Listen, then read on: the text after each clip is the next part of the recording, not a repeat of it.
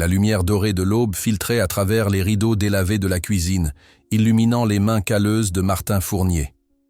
Assis devant sa tasse de café, le fermier contemplait l'horizon par la fenêtre, ses yeux fatigués fixant les champs qui s'étendaient à perte de vue. Des champs autrefois verdoyants, aujourd'hui jaunis par 3 années de sécheresse consécutive. À 56 ans, Martin portait sur son visage buriné par le soleil les marques d'une vie entière passée à travailler la terre.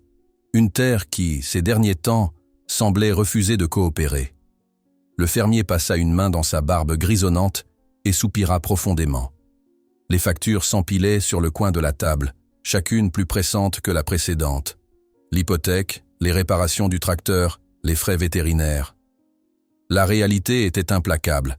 Sa ferme, héritée de 4 générations de fourniers, se trouvait au bord du précipice financier. Un hennissement familier attira son attention. Par la fenêtre, Martin aperçut Tonnerre, son étalon noir, qui galopait majestueusement dans le pré clôturé. À 8 ans, ce pur sang croisé arabe représentait tout ce qui restait de valeur dans cette ferme. Avec sa robe d'ébène luisante et sa crinière flottant au vent, l'animal était d'une beauté saisissante. Martin se leva, sa chaise raclant le sol usé. Il sortit sur le porche et observa le cheval avec un mélange de fierté et de mélancolie. Tonnerre n'était pas simplement un animal. Il était le dernier cadeau que Louise, sa défunte épouse, lui avait offert avant que la maladie ne l'emporte voilà 5 ans.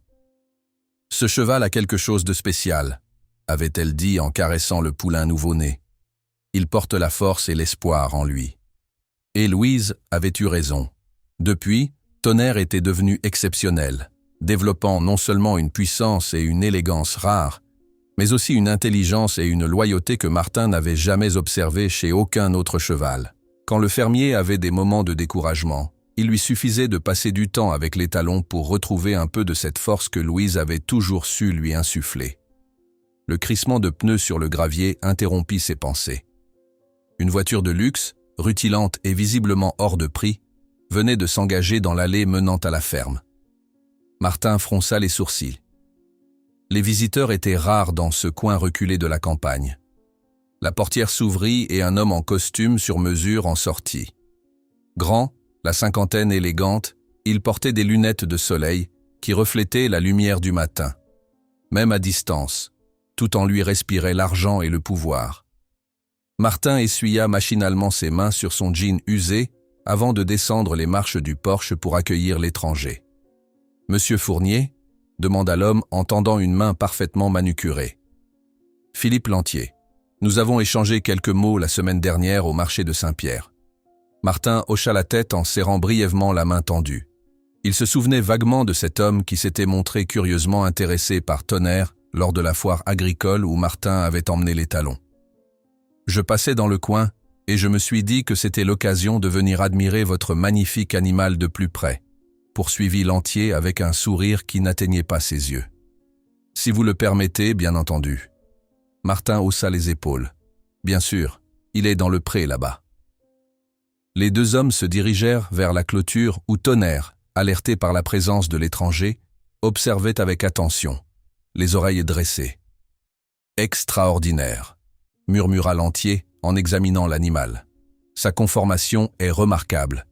Et ce port de tête, on sent la lignée arabe. » Sa mère était une pur sang arabe, son père un frison, expliqua Martin avec une pointe de fierté qu'il ne put dissimuler. Lantier sortit une pomme de sa poche et la tendit à Martin. Puis, le fermier prit le fruit et siffla doucement. Aussitôt, Tonnerre s'approcha d'un pas élégant, méfiant mais curieux. Martin lui offrit la pomme que l'étalon croqua avec délicatesse. « Il vous fait confiance », observa Lantier. « Nous avons traversé beaucoup d'épreuves ensemble », répondit simplement Martin en caressant l'encolure puissante du cheval. Un silence s'installa, rompu uniquement par le vent qui faisait bruisser les feuilles des peupliers bordant la propriété. Martin sentait que cette visite n'était pas anodine, que l'homme en costume n'était pas là par hasard. « Monsieur Fournier », commença finalement Lantier en retirant ses lunettes, révélant des yeux d'un bleu acier. « Je vais être direct. Je possède un haras près de Bordeaux. Je collectionne les chevaux d'exception pour l'élevage et les compétitions de haut niveau. Votre tonnerre m'intéresse. Je vous propose 10 000 € pour lui. » Martin sentit son cœur s'arrêter un instant. 10 000 €. Une somme qui résoudrait une bonne partie de ses problèmes financiers immédiats. Qui lui donnerait un répit, une chance de sauver sa ferme? Une somme importante pour un cheval qui, objectivement, n'avait jamais participé à des compétitions officielles. Pourtant, quelque chose se noua dans sa poitrine. Il regarda Tonnerre qui, comme s'il comprenait la conversation, avait reculé de quelques pas, ses yeux sombres fixés sur lui. « Il n'est pas à vendre », répondit Martin d'une voix plus rauque qu'il ne l'aurait voulu. Lantier parut surpris, puis amusé. « Je comprends votre attachement, mais soyons raisonnables. C'est une offre généreuse pour un cheval de ferme. 15 000 alors ?» Martin secoua la tête, une détermination inattendue s'emparant de lui. « Ce n'est pas une question d'argent, monsieur Lantier. » L'homme d'affaires plissa les yeux, visiblement peu habitué au refus. « 20 000 €. C'est mon dernier mot, et c'est bien plus que ce que vaut n'importe quel cheval non compétiteur. » Le fermier tourna son regard vers la ferme délabrée, les clôtures qui auraient besoin d'être réparées, le toit de la grange qui fuyait. Avec une telle somme, il pourrait tenir presque 1 an, peut-être plus. Puis il regarda à nouveau Tonnerre. Ce lien vivant avec Louise, cette présence qu'il avait maintenue à flot dans ses moments les plus sombres. « Non », dit-il simplement. Lantier fronça les sourcils, une lueur d'irritation traversant son regard. « Vous faites une erreur. Votre situation financière n'est pas brillante, n'est-ce pas? Les rumeurs vont vite dans les petites communautés. » Martin se raidit. « Ma situation ne vous regarde pas. » « Au contraire, » répliqua Lantier avec un sourire froid. « Elle me permet de savoir exactement combien de temps vous pourrez tenir avant d'être obligé de vendre. Et quand ce moment viendra, mon offre ne sera plus aussi généreuse. » Le fermier sentit une colère sourde monter en lui. « Je crois qu'il est temps pour vous de partir, monsieur Lantier. » L'homme d'affaires remit ses lunettes de soleil et haussa les épaules avec une indifférence étudiée. « Comme vous voudrez. Mais réfléchissez-y. Ma carte est sur votre pare-brise. L'offre tient pendant 1 semaine. » Sans attendre de réponse, Lantier tourna les talons et rejoignit sa voiture luxueuse. Quelques instants plus tard, il disparaissait dans un nuage de poussière, laissant Martin seul avec Tonnerre et ses pensées troublées. L'étalon s'approcha doucement et posa sa tête contre l'épaule du fermier, comme pour le réconforter. Martin caressa machinalement l'animal, perdu dans ses réflexions. Avait-il eu raison de refuser une telle somme? Pourrait-il vraiment sauver sa ferme sans ce sacrifice? Au fond de lui, il savait que vendre Tonnerre reviendrait à vendre une partie de son âme, un morceau de son histoire avec Louise. Mais la réalité économique était implacable, et les paroles de Lantier résonnaient comme une menace à peine voilée. Le soir venu, assis à sa table de cuisine, Martin examina à nouveau les factures qui s'empilaient.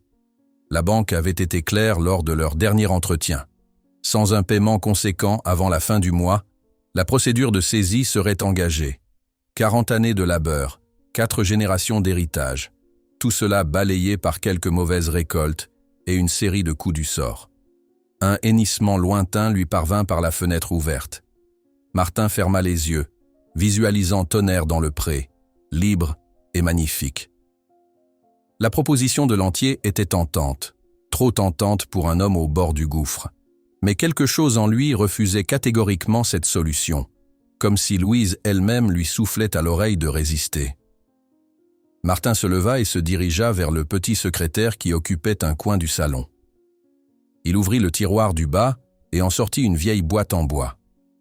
À l'intérieur se trouvait une enveloppe jaunie contenant des photographies de Louise avec Tonnerre Poulain. Le sourire de sa femme, malgré la maladie qui la rongeait déjà, illuminait chaque cliché. « Il est spécial », avait-elle répété. « Un jour tu comprendras pourquoi je tenais tant à ce qu'il reste avec toi. » Le fermier rangea soigneusement les photos et referma la boîte. Sa décision était prise.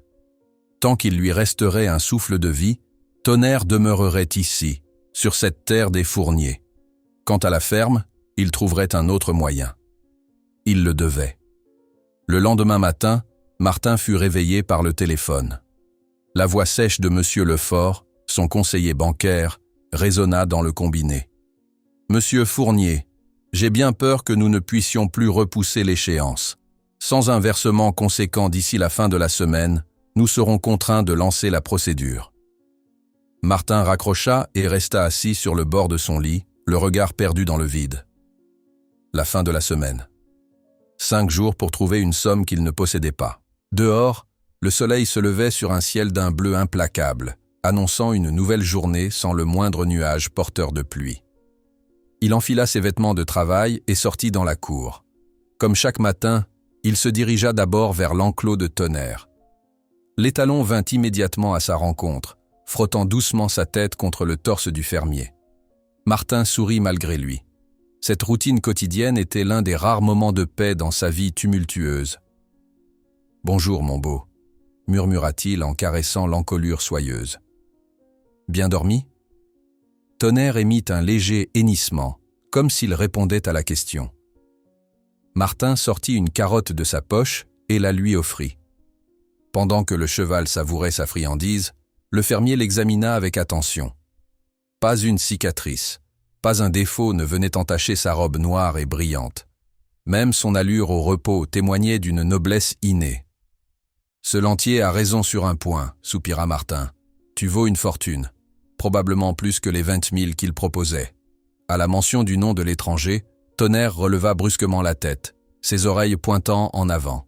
Martin fut frappé par cette réaction, presque comme si l'animal avait compris ses paroles. « Ne t'inquiète pas, » le rassura-t-il en flattant son encolure. « Je ne te vendrai pas. » Après avoir nourri les quelques animaux qui lui restaient, Martin se rendit au village voisin. Son vieux pick-up protestait à chaque chaos de la route, mais tenait bon, fidèle compagnon de labeur depuis près de 15 ans. Au café du village, l'ambiance était comme toujours animée. Des fermiers, des artisans et quelques retraités discutaient autour de leurs tasses, partageant nouvelles et ragots locaux. Martin salua tout le monde d'un signe de tête et s'installa au comptoir. « Le café est offert ce matin », lança Jeanne, la patronne, en lui servant une tasse fumante. Martin fronça les sourcils. « Pourquoi ça ?» La quinquagénaire robuste haussa les épaules. « Parce que tu as l'air d'en avoir besoin et que j'ai encore le droit de faire plaisir à un vieil ami, non ?» Le fermier esquissa un sourire reconnaissant. Jeanne et lui se connaissaient depuis l'enfance. Elle avait été la meilleure amie de Louise jusqu'à la fin. « Alors, » reprit-elle en s'accoudant au comptoir, « il paraît que tu as reçu la visite d'un type en costume hier. » Martin ne fut pas surpris. Dans un village de 800 âmes, les nouvelles circulaient plus vite que le vent. « Philippe Lantier. Il voulait acheter Tonnerre. Et tu as refusé, » compléta Jeanne. « Ce n'était pas une question. »« Comment le sais-tu » Elle sourit. « Parce que je te connais, Martin Fournier. Ce cheval, c'est tout ce qui te reste de Louise. » Martin but une gorgée de café, sentant sa gorge se serrer. « Ce n'est pas que ça. Tonnerre est différent. Louise disait qu'il était spécial, et elle avait raison. Ce n'est pas juste un cheval. » Jeanne hocha lentement la tête. Elle savait que Martin n'était pas du genre à s'épancher, et ces quelques mots en disaient long sur son attachement à l'animal. « Mais ta ferme » demanda-t-elle doucement. Martin soupira. « Je trouverai une solution. » Martin. Jeanne hésita. « Je pourrais peut-être t'avancer quelque chose. Ce ne serait pas grand-chose, mais... » « Non, » l'interrompit-il fermement. « C'est gentil, mais non. Je ne veux pas t'entraîner là-dedans. » Avant que Jeanne puisse insister, la porte du café s'ouvrit sur Antoine Mercier, le maire du village. Un homme corpulent à la moustache grisonnante qui s'approcha directement de Martin. « Fournier, l'homme que je cherchais, justement. » Martin se tourna vers lui, intrigué. Le maire n'était pas connu pour sa sociabilité avec les fermiers. « Je viens d'avoir un appel intéressant, » poursuivit Mercier en s'installant à côté de lui. « Un certain Philippe Lantier. Il m'a parlé de ton cheval. Apparemment, il pense que Tonnerre pourrait devenir une sorte d'ambassadeur pour notre région. Imagine un peu, un champion issu de notre terroir, participant à des compétitions internationales. » Martin sentit son estomac se nouer. « Tonnerre n'est pas à vendre. »« Écoute, » insista le maire, baissant la voix. « Lantier est prêt à mettre 25 000 € sur la table. 25 000. et il parle même de faire une donation à la commune pour la rénovation de l'école. Le fermier se raidit. Ainsi, Lantier utilisait maintenant d'autres moyens de pression. Il tentait de rallier les villageois à sa cause, de l'isoler. « Ma réponse reste non », déclara Martin en se levant. Il jeta quelques pièces sur le comptoir malgré le geste de Jeanne et sortit du café, la colère lui nouant les entrailles. De retour à la ferme, il trouva une enveloppe glissée sous sa porte. À l'intérieur, un chèque de 30 000 € signé par Philippe Lantier, accompagné d'une simple note « Ma dernière offre, soyez raisonnable ». Martin froissa le papier et le jeta rageusement dans la poubelle. L'insistance de cet homme commençait à ressembler à du harcèlement. Il passa le reste de la journée à travailler dans les champs, s'acharnant sur la terre desséchée comme pour punir le sol de sa stérilité. Quand le soleil commença à décliner, il rentra, épuisé et couvert de poussière. C'est alors qu'il vit la silhouette d'une jeune femme près de l'enclos de Tonnerre. Elle était mince, vêtue simplement d'un jean et d'une chemise claire, et caressait l'étalon qui semblait étonnamment à l'aise avec elle. « Excusez-moi », lança Martin en s'approchant. « Je peux vous aider ?» La jeune femme se tourna vers lui. Elle devait avoir une trentaine d'années, des traits fins et des yeux d'un vert intense qui le fixèrent sans gêne. « Vous êtes Martin Fournier ?» demanda-t-elle d'une voix posée. « Oui. Et vous êtes ?» « Claire Dubois. Je suis vétérinaire équin. On m'a parlé de votre cheval. » Martin se raidit. « Qui vous a parlé de Tonnerre ?»« Des amis cavaliers, » répondit-elle évasivement. « Ils m'ont dit qu'il était exceptionnel. Je passais dans le coin et j'ai voulu voir par moi-même. » Le fermier l'observa avec méfiance. Depuis la visite de Lantier, il était devenu suspicieux. « Comment êtes-vous entré ?»« La barrière était ouverte, » expliqua-t-elle en désignant l'entrée du domaine. « J'ai appelé, mais personne n'a répondu. Je vous présente mes excuses si j'ai été intrusive. » Martin était certain d'avoir fermé la barrière ce matin.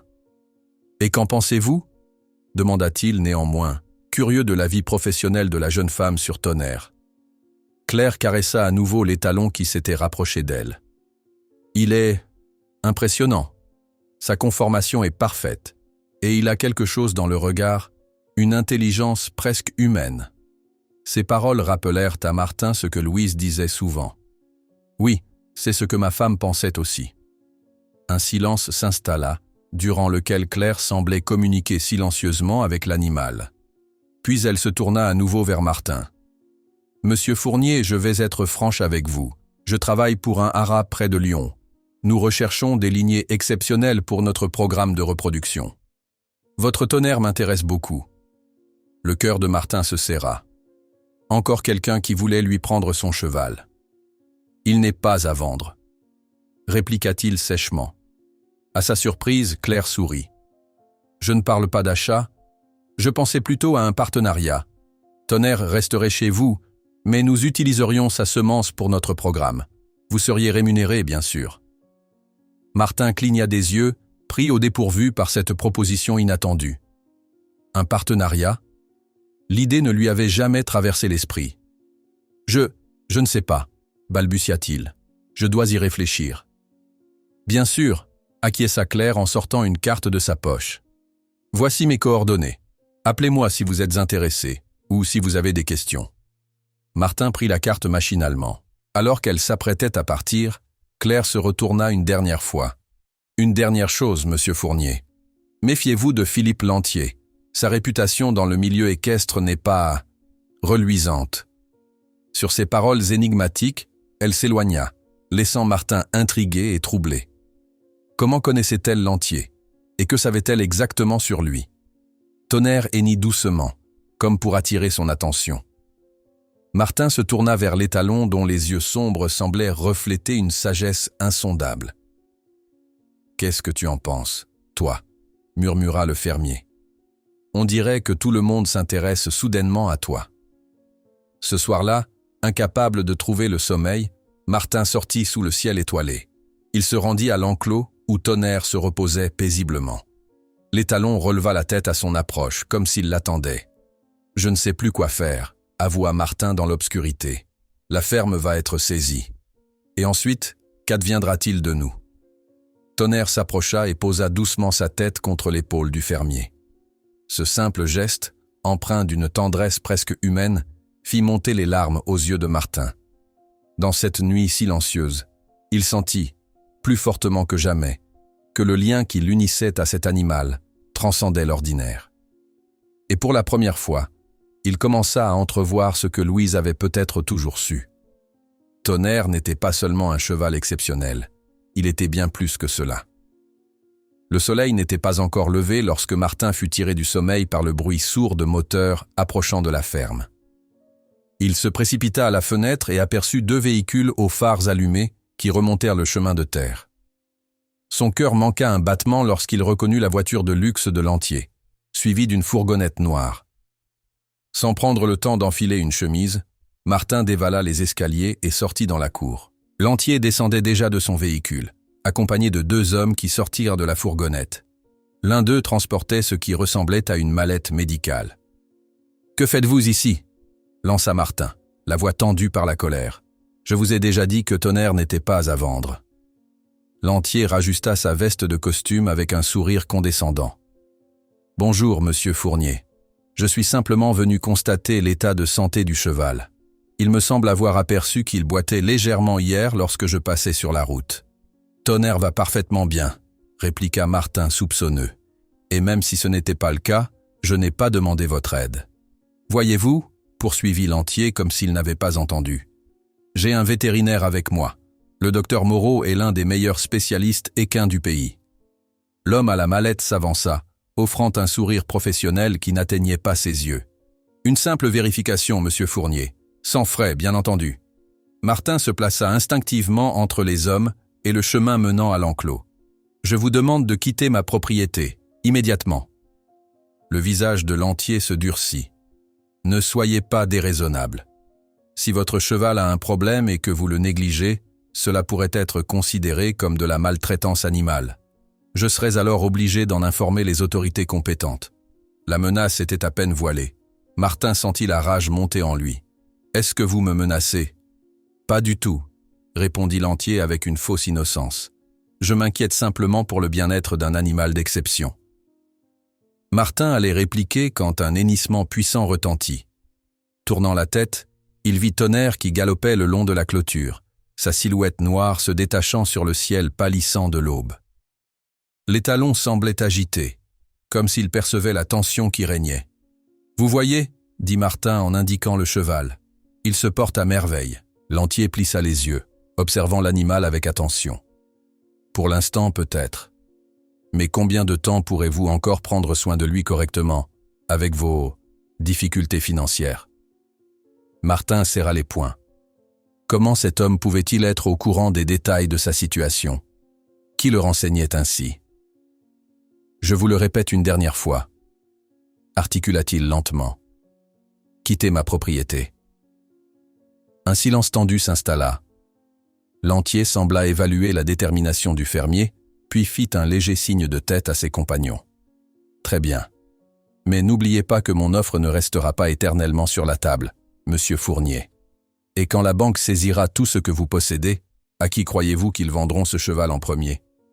Sur ces paroles, il remonta dans sa voiture, suivi de ses hommes, et le petit convoi fit demi-tour avant de disparaître dans un nuage de poussière. Martin resta immobile un long moment, tremblant de colère. Puis il se dirigea vers l'enclos où Tonnerre, maintenant calmé, l'observait avec ce qui semblait être de l'inquiétude. « Ne t'en fais pas, » murmura-t-il en caressant le museau velouté. « Je ne les laisserai pas t'emmener. » Mais au fond de lui, Martin commençait à douter. Les paroles de Lantier résonnaient dans son esprit. Que se passerait-il si la banque saisissait réellement la ferme? Quel serait le sort de Tonnerre? Après avoir nourri son cheval et les quelques animaux qui lui restaient, Martin s'attela aux tâches quotidiennes, cherchant dans le travail manuel un exutoire à son anxiété. Vers midi, alors qu'il réparait une section de clôture, il entendit le bruit d'une voiture qui s'engageait dans l'allée. Son premier réflexe fut de saisir le marteau fermement, prêt à affronter Lantier s'il était revenu. Mais c'était une petite Citroën verte qui s'arrêta dans la cour. Claire Dubois en descendit, vêtue aujourd'hui d'une salopette et de bottes en caoutchouc, l'accoutrement d'une vétérinaire prête à travailler. « Bonjour, monsieur Fournier », lança-t-elle en s'approchant. « J'espère que je ne dérange pas. » Martin relâcha son étreinte sur le marteau, mais resta sur ses gardes. « Que voulez-vous » demanda-t-il, plus sèchement qu'il ne l'aurait voulu. Claire parut décontenancée par son ton. « Je voulais simplement vous donner plus de détails sur la proposition dont je vous ai parlé hier. Mais si c'est un mauvais moment… » « Non, c'est juste. » Martin soupira, passant une main sur son visage fatigué. « J'ai eu une matinée difficile. Lantier est revenu avec un soi-disant vétérinaire. » Le visage de Claire se rembrunit. « Laissez-moi deviner. Le docteur Moreau ?» Martin la regarda avec surprise. « Vous le connaissez ?»« De réputation, » répondit-elle avec une grimace. « Il travaille exclusivement pour les clients fortunés qui veulent des résultats à tout prix. Sa définition de l'éthique est flexible. » Cette confirmation des soupçons de Martin ne fit qu'accroître son malaise. Qu'est-ce que Lantier veut vraiment? Pourquoi est-il si obstiné à acheter Tonnerre? Claire hésita un instant, comme si elle pesait ses mots. C'est un collectionneur. Il voit les chevaux comme des trophées, pas comme des êtres vivants. Quand il en veut un en particulier, il ne recule devant rien. Un frisson parcourut l'échine de Martin. Il a mentionné la saisie de ma ferme. Comment peut-il être au courant?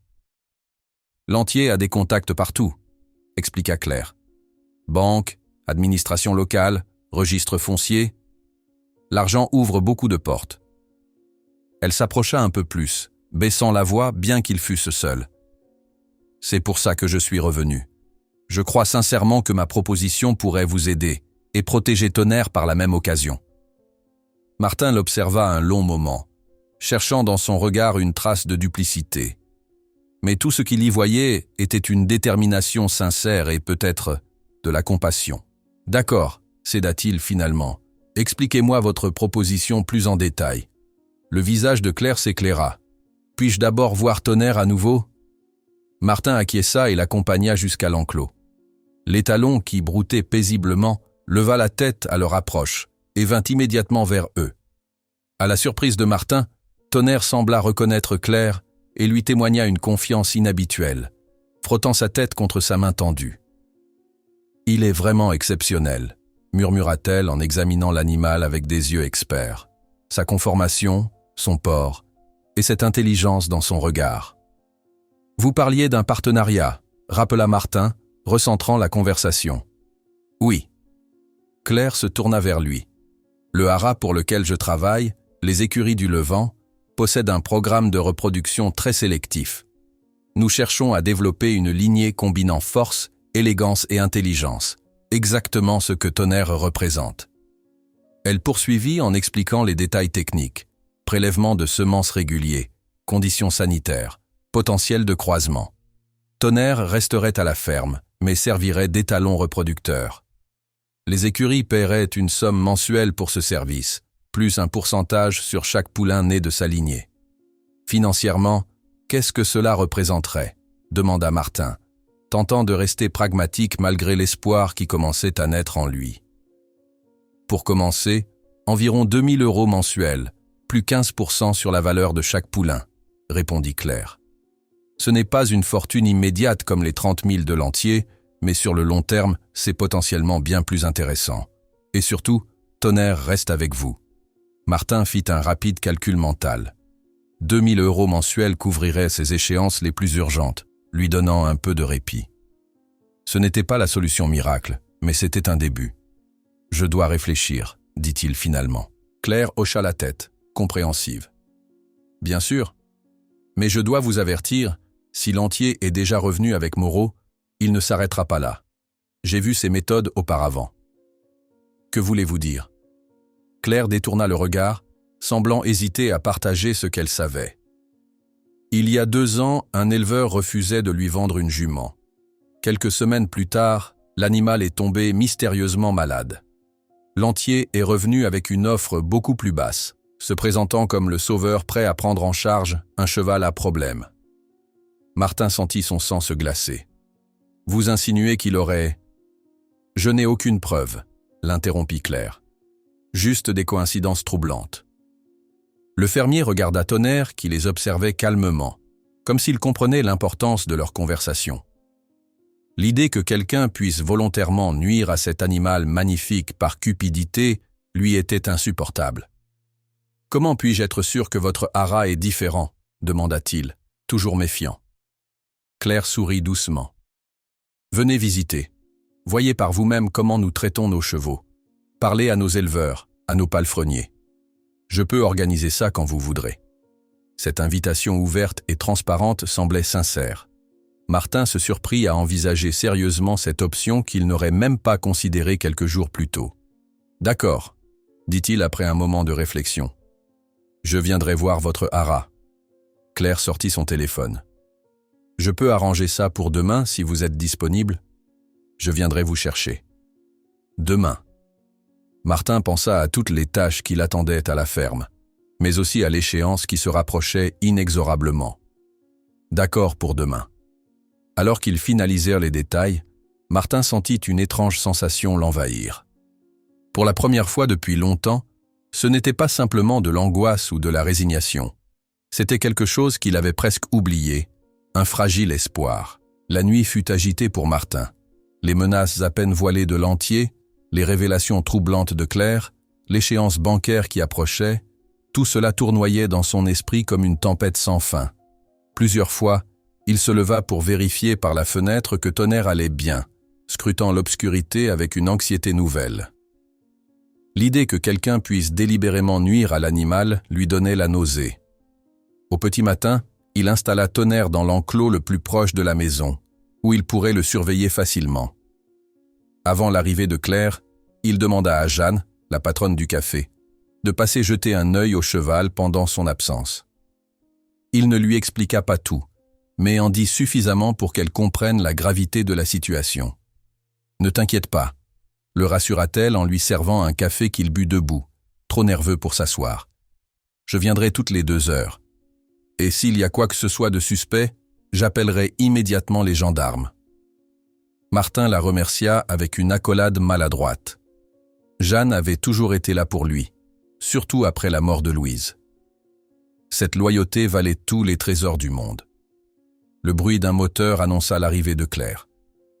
Martin sortit, vêtu de ses habits les moins usés, une chemise à carreaux délavée mais propre et un jean sans trop de raccommodage. C'était le mieux qu'il pouvait faire. Claire elle-même était habillée simplement, pantalon d'équitation, bottes en cuir et veste légère. « Prêt pour la visite ?»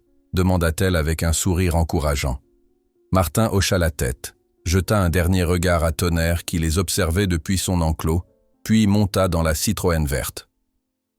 Pendant le trajet d'1 heure et demie, Claire lui parla des écuries du Levant, de leur philosophie centrée sur le bien-être animal et l'amélioration génétique éthique. Martin l'écoutait attentivement, posant parfois des questions précises qui révélaient sa connaissance approfondie des chevaux, héritage de générations d'agriculteurs qui avaient travaillé avec ces animaux. « Comment avez-vous entendu parler de Tonnerre exactement ?» demanda-t-il finalement, question qui le taraudait depuis leur première rencontre. Claire hésita un instant. « C'est une coïncidence, en fait. J'étais à une vente aux enchères de chevaux à Lyon il y a 3 semaines. Lantier s'y trouvait aussi et je l'ai entendu parler à un de ses associés d'un étalon noir exceptionnel qu'il comptait acquérir. Il a mentionné votre nom et le village. Connaissant sa réputation, j'ai voulu voir par moi-même. »« Une coïncidence », répéta Martin dubitatif. Claire lui jeta un regard rapide. « Le monde équestre est petit, vous savez, et les chevaux vraiment exceptionnels sont rares. » Le reste du trajet se déroula dans un silence ponctué de quelques remarques sur le paysage qui défilait. Après avoir quitté les petites routes de campagne, ils empruntèrent une allée bordée de peupliers qui menait à un portail imposant portant l'inscription « Écurie du Levant ». Le domaine qui s'étendait au-delà était impressionnant. Des prairies verdoyantes où paissaient des chevaux magnifiques, des bâtiments en pierre de taille parfaitement entretenus, et au centre, un manège couvert aux dimensions olympiques. « Voilà », annonça Claire en se garant devant les écuries principales. « C'est ici que nous prenons soin de nos champions. » Martin descendit de voiture, intimidé malgré lui par la grandeur des lieux. Tout ici respirait le luxe et le professionnalisme, un monde à des années-lumière de sa modeste ferme. Une jeune femme en tenue d'équitation vint à leur rencontre. « Claire, tu es de retour. Monsieur Valois te cherchait ce matin. »« Je m'occuperai de ça plus tard, Émilie. Peux-tu prévenir Jacques que nous sommes arrivés? Je voudrais lui présenter Monsieur Fournier. Émilie acquiesça et s'éloigna d'un pas vif. Claire se tourna vers Martin avec un sourire d'excuse. Jacques Leroy est notre responsable d'élevage. C'est lui qui supervise tout le programme de reproduction. Elle l'entraîna dans une visite guidée des installations. Les box spacieux et immaculés, les aires de pansage, la salle de soins vétérinaires équipée des technologies les plus récentes, et enfin le laboratoire dédié à la reproduction assistée. C'est ici que nous effectuerions les prélèvements sur Tonnerre, expliqua-t-elle, montrant les équipements sophistiqués qui garantissaient le succès et la sécurité des procédures. Martin était impressionné, mais aussi de plus en plus conscient du fossé qui séparait ce monde du sien. Comment son Tonnerre, élevé dans une ferme simple avec des moyens limités, pourrait-il s'intégrer dans un tel programme d'excellence? Comme s'il lisait dans ses pensées, un homme d'une 60aine d'années, au physique sec et au regard vif, fit son entrée dans le laboratoire. « Ah, vous devez être Monsieur Fournier, » dit-il en lui tendant une main ferme. « Jacques Leroy. Claire m'a beaucoup parlé de votre étalon. » Martin serra sa main, soudain conscient de ses propres paumes rugueuses et calleuses. « Martin, s'il vous plaît. » Jacques sourit. « Martin, donc. J'ai hâte de voir ce fameux Tonnerre. D'après la description de Claire, il pourrait être exactement ce que nous cherchons pour renforcer certaines lignées. Il est resté à la ferme, » précisa Martin, se demandant si ce voyage n'était pas finalement inutile sans la présence du principal concerné. Jacques balaya cette préoccupation d'un geste. « Bien sûr, si nous décidons d'aller plus loin, je viendrai l'examiner personnellement. Pour l'instant, j'aimerais vous montrer quelques-unes de nos juments qui pourraient être des partenaires intéressantes pour lui. » Les 3 quarts d'heure suivants furent consacrés à la visite des paddocks où se trouvaient les juments du programme de reproduction. Jacques commentait chaque animal avec passion et expertise, détaillant lignée, performance et caractéristiques génétiques. Martin écoutait attentivement, posant parfois des questions pertinentes qui semblaient impressionner le responsable d'élevage. « Vous connaissez bien vos chevaux », remarqua Jacques alors qu'ils revenaient vers les bâtiments principaux. Martin haussa les épaules. « Mon père et mon grand-père m'ont tout appris. Dans notre famille, les chevaux ont toujours fait partie de la ferme, pour le travail surtout. Ces connaissances transmises de génération en génération sont précieuses, affirma Jacques avec sincérité. Parfois, elles valent tous les diplômes du monde. » Ce commentaire réchauffa le cœur de Martin. Pour la première fois depuis leur arrivée, il se sentit un peu moins déplacé dans cet environnement d'élite.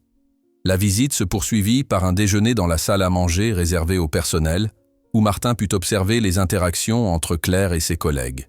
L'ambiance semblait chaleureuse et respectueuse, bien loin de l'image froide et calculatrice qu'il associait aux établissements de luxe. Après le repas, alors que Claire s'était absentée pour répondre à un appel, Jacques prit Martin à part. « Claire m'a expliqué votre situation, » dit-il à voix basse. « Je sais que Lantier s'intéresse à votre cheval. » Martin se raidit. « Vous le connaissez ?»« Malheureusement, oui. » Jacques grimaça. « Il y a quelques années, il a essayé d'acheter l'un de nos étalons, Ouragan. Quand nous avons refusé, il a tenté de discréditer notre établissement avec des rumeurs de mauvais traitement.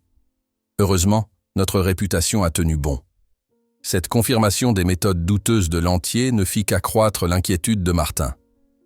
Pourquoi est-il si obstiné ? Jacques secoua la tête.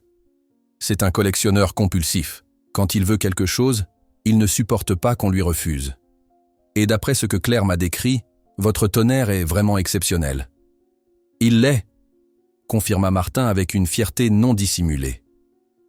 Le vieil homme lui sourit avec bienveillance. Notre proposition tient toujours.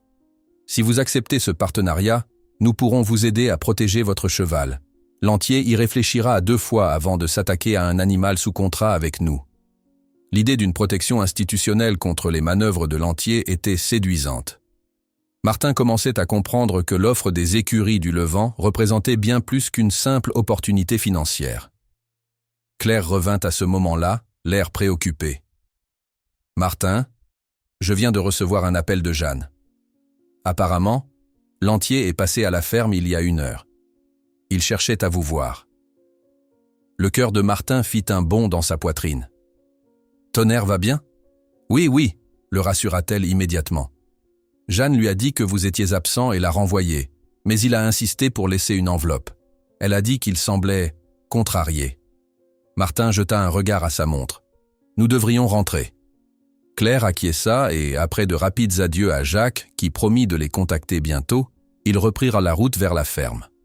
Le trajet du retour fut tendu, Martin s'inquiétant de ce que pouvait contenir l'enveloppe laissée par Lantier et de ce que l'homme pourrait tenter ensuite.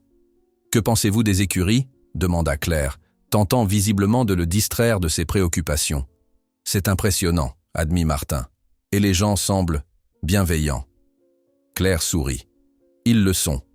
Jacques peut paraître bourru au premier abord, mais c'est quelqu'un de profondément humain. Il considère chaque cheval comme un individu unique, pas comme un simple produit. » Cette philosophie résonnait avec celle de Martin. Pendant le reste du trajet, il réfléchit intensément à la proposition qui lui était faite, pesant le pour et le contre, imaginant Tonnerre dans ce nouveau rôle d'étalon reproducteur. Ce n'était pas la vie qu'il avait envisagée pour lui, mais c'était peut-être la meilleure option pour assurer son avenir, et celui de la ferme. Quand ils arrivèrent à la ferme, Jeanne les attendait sur le porche, une expression soucieuse sur le visage. Elle tenait à la main une enveloppe brune qui semblait froissée, comme si elle l'avait serrée trop fort. « Martin, » dit-elle en se levant à leur approche. « Ce Lantier, je ne l'aime pas du tout. Il avait un air menaçant. » Martin prit l'enveloppe qu'elle lui tendait. « Merci d'être restée, Jeanne. Tonnerre va bien ? » « Oui, je l'ai surveillé comme tu me l'as demandé. Il semblait un peu agité après le départ de Lantier, mais il s'est calmé quand je lui ai parlé. » Elle jeta un regard curieux vers Claire qui se tenait en retrait. « Les écuries du Levant, hein ? J'en ai entendu parler. Ils ont bonne réputation. » Martin hocha la tête, reconnaissant pour cette approbation implicite. « Je te raconterai tout plus tard. » Jeanne sembla comprendre qu'il avait besoin d'espace. Elle serra brièvement son bras et prit congé, non sans avoir lancé un dernier regard d'avertissement vers l'enveloppe. Dès qu'elle fut partie, Martin ouvrit l'enveloppe d'un geste brusque. À l'intérieur se trouvait une lettre dactylographiée sur un papier à en-tête élégant portant le logo des Haras de Saint-Cloud, l'établissement de Lantier. Claire s'approcha tandis qu'il lisait, son visage s'assombrissant au fur et à mesure. La lettre était formulée comme une mise en demeure, accusant Martin de négligence envers Tonnerre et mentionnant une inspection vétérinaire qui aurait révélé des signes préoccupants de malnutrition et de soins inappropriés. Lantier concluait en indiquant qu'il serait contraint de signaler ces manquements aux autorités compétentes, si Martin persistait dans son refus déraisonnable de lui vendre l'animal. « C'est ridicule », s'indigna Claire en lisant par-dessus son épaule. « Tonnerre est en parfaite santé, et n'importe quel vétérinaire honnête le confirmerait. C'est clairement une tentative d'intimidation. » Martin froissa la lettre d'un geste rageur. « Il ment. Son vétérinaire n'a même pas approché Tonnerre. »« Je m'en doutais, » murmura Claire. « Il essaie de vous faire peur. » « Et ça marche, » admit Martin, la gorge serrée. « Si les services vétérinaires débarquent ici pour une inspection, ils ne trouveront rien, » le coupa Claire avec fermeté. « Tonnerre est magnifique, et il est évident que vous prenez soin de lui du mieux possible dans vos circonstances. Ne le laissez pas vous intimider. » Martin déplissa légèrement la lettre pour relire la dernière phrase. « Je serai de passage dans la région demain après-midi, si vous souhaitez reconsidérer mon offre finale de 40 000 €. » 40 000 €. La somme lui donna le vertige. C'était bien plus que ce qu'il avait imaginé, suffisant pour rembourser toutes ses dettes et même moderniser une partie de la ferme. Mais à quel prix ? « Venez, » dit-il à Claire en se dirigeant vers l'enclos. « Je dois voir Tonnerre. » L'étalon les accueillit avec un hennissement joyeux, trottant vers eux dès qu'il les aperçut. Martin l'examina attentivement, cherchant le moindre signe qui pourrait donner crédit aux accusations de Lantier. Mais Tonnerre était resplendissant, sa robe noire brillante sous le soleil de l'après-midi, son regard vif et alerte. Tout en caressant l'encolure de l'animal, Martin repensa à sa visite aux écuries du Levant. Le professionnalisme des lieux, la gentillesse de Jacques, l'évidente passion de tous pour les chevaux. Tout cela contrastait fortement avec l'approche de Lantier, basée sur l'intimidation et la manipulation. « J'ai pris ma décision », annonça-t-il soudainement. Claire, qui examinait les sabots de Tonnerre, releva la tête. « À propos de notre proposition ?»« À propos de tout. » Martin se tourna vers elle, une détermination nouvelle dans le regard. « J'accepte le partenariat avec les écuries du Levant, et je vais confronter l'Entier demain. » Un sourire éclaira le visage de Claire. « C'est une excellente décision, Martin. Je vais appeler Jacques immédiatement pour qu'il prépare les documents. »« Mais j'ai une condition, » ajouta-t-il. « Je veux que le contrat soit signé avant la visite de l'Entier demain, et je veux que Jacques soit présent quand il viendra. » Claire parut surprise. « Vous voulez que Jacques vienne ici ?»« Exactement. Je veux que l'Entier comprenne qu'il ne peut plus m'intimider, que Tonnerre est désormais sous la protection du Haras. » Elle réfléchit un instant, puis acquiesça. « C'est risqué, mais ça pourrait fonctionner. Je vais voir ce que je peux faire. » Pendant qu'elle s'éloignait pour passer son appel, Martin resta auprès de Tonnerre, puisant dans la présence paisible du cheval une force tranquille. Pour la première fois depuis des semaines, il sentait qu'il reprenait le contrôle de sa vie, qu'il agissait au lieu de simplement réagir aux événements. Claire revint quelques minutes plus tard, le visage rayonnant. « C'est arrangé. Jacques sera là demain à midi avec tous les papiers. Il amènera aussi notre avocat pour s'assurer que tout est en règle. » Martin sentit un poids s'envoler de ses épaules. « Merci, Claire. Vraiment. » Elle lui sourit, une lueur chaleureuse dans les yeux. « C'est moi qui vous remercie, Martin. Tonnerre va apporter énormément à notre programme d'élevage. » Ils passèrent le reste de l'après-midi à parler des détails pratiques, les équipements qui seraient installés à la ferme pour les prélèvements, le planning des visites, les soins spécifiques dont Tonnerre aurait besoin. Martin écoutait attentivement, posant parfois des questions précises qui témoignaient de son souci du bien-être de l'animal. Vers 18 heures, alors que le soleil commençait à décliner, Claire se prépara à partir. « Je reviendrai demain avec Jacques, » promit-elle. « Essayez de vous reposer cette nuit. La journée de demain sera importante. » Après son départ, Martin passa un long moment avec Tonnerre. Il l'emmena faire une promenade tranquille le long des champs, lui parlant doucement comme il le faisait souvent quand ils étaient seuls. « Les choses vont changer, mon beau, » murmura-t-il en flattant l'encolure luisante. « Mais je te promets que ce sera pour le mieux. Tu resteras ici, avec moi, et ces gens des écuries prendront aussi soin de toi. Tu vas devenir un papa, tu sais. Tes poulains courront peut-être un jour dans les plus grandes compétitions. » Tonnerre semblait l'écouter attentivement, ses oreilles pivotant vers Martin, son regard sombre empli d'une compréhension presque surnaturelle. Le fermier avait toujours senti que ce cheval percevait bien plus que ses congénères. Louise l'avait remarqué dès sa naissance. « Il n'est pas comme les autres, » disait-elle. « Il comprend. » Cette nuit-là, Martin dormit d'un sommeil étonnamment paisible. La perspective d'un avenir plus stable pour sa ferme, la certitude que Tonnerre resterait avec lui, et peut-être aussi l'impression d'avoir enfin pris une décision juste. Tout cela contribuait à apaiser son esprit tourmenté. Le lendemain matin, il se leva avant l'aube, comme à son habitude. Après avoir nourri les animaux, il consacra plusieurs heures à rendre la ferme aussi présentable que possible pour la visite de Jacques et de l'avocat. Il balaya la cour, répara une section de clôture qui s'était affaissée et même sortit une nappe propre pour la table de la cuisine où il signerait les documents. Ces préparatifs lui rappelèrent étrangement les jours où Louise était encore là. Elle avait toujours tenu à ce que la ferme, malgré sa simplicité, soit accueillante et digne. « Ce n'est pas une question d'argent, » disait-elle. « C'est une question de fierté. » Aux alentours de midi, il aperçut la voiture de Claire qui remontait le chemin, suivie d'une berline plus imposante. Son cœur accéléra légèrement. Le moment décisif approchait. Jacques Leroy descendit le premier du véhicule, vêtu d'une veste sport sur une chemise claire, tenue qui semblait être sa concession à l'importance de l'occasion. À ses côtés se tenait un homme en costume sombre, portant une mallette, sans doute l'avocat. Claire fermait la marche, un sourire encourageant aux lèvres. « Monsieur Fournier », salua Jacques en lui serrant vigoureusement la main. « Merci de nous recevoir.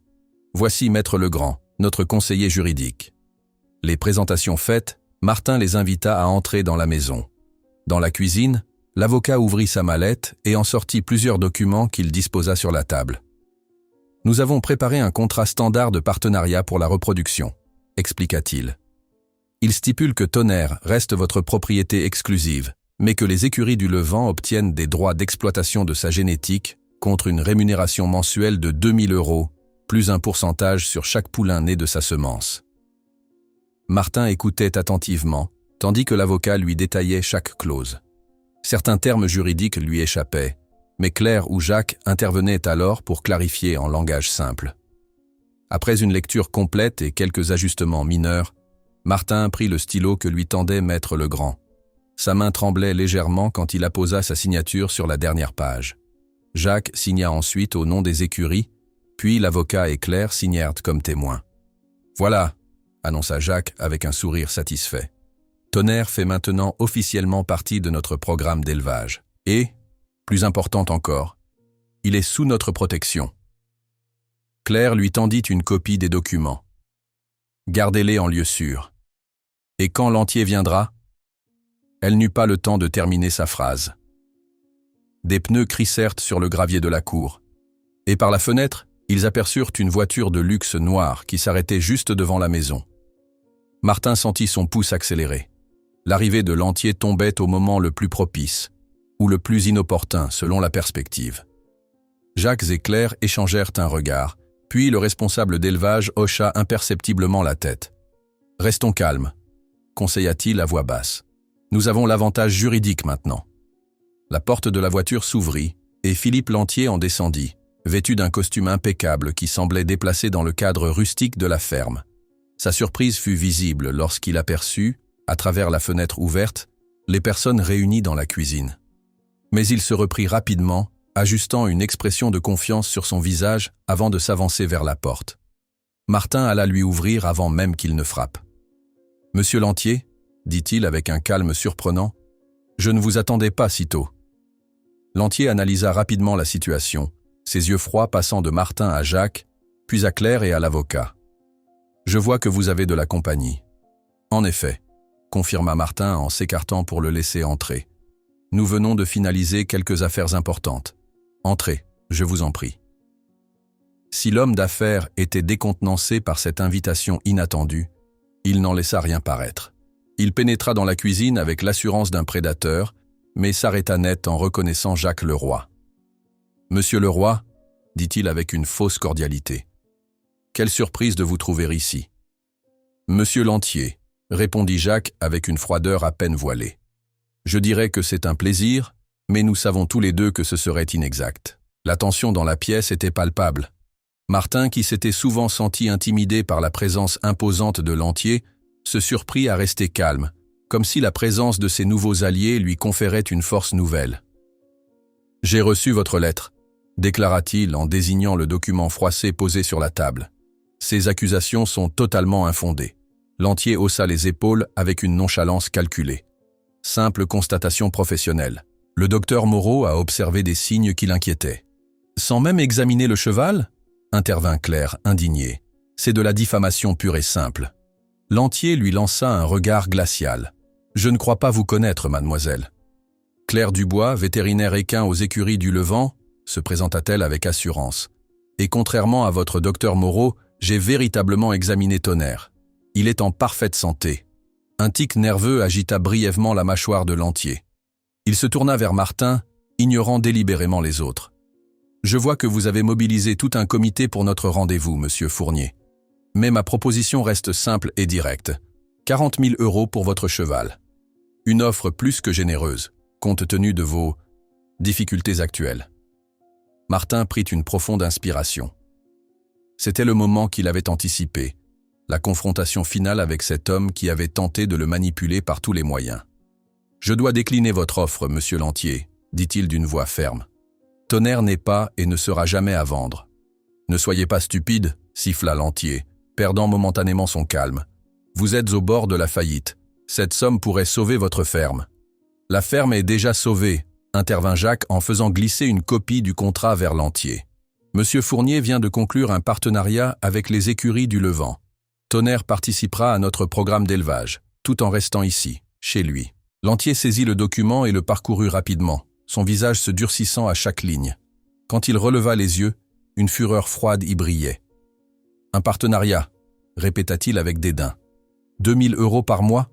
C'est une aumône comparée à mon offre. C'est une relation durable et éthique, corrigea Martin. Tonnerre reste avec moi, et nous construisons quelque chose ensemble. C'est exactement ce que Louise aurait voulu. La mention de sa défunte épouse lui donna une force supplémentaire. Il réalisait maintenant pleinement pourquoi il n'avait jamais pu se résoudre à vendre Tonnerre, même face aux offres les plus généreuses. L'étalon n'était pas seulement un animal précieux. Il était le gardien d'une promesse, le dernier lien vivant avec la femme qu'il avait aimée. « C'est ridicule », persifla Lantier, jetant le contrat sur la table. « Vous vous attachez à un animal comme s'il s'agissait d'une personne. C'est un investissement, rien de plus. »« Pour vous, peut-être », répondit calmement Martin. « Pour moi, c'est bien davantage. » Lantier semblait sur le point d'exploser, mais l'avocat s'avança alors, sa présence rappelant à tous la dimension légale de la situation. « Le contrat est signé et enregistré », déclara-t-il d'un ton professionnel.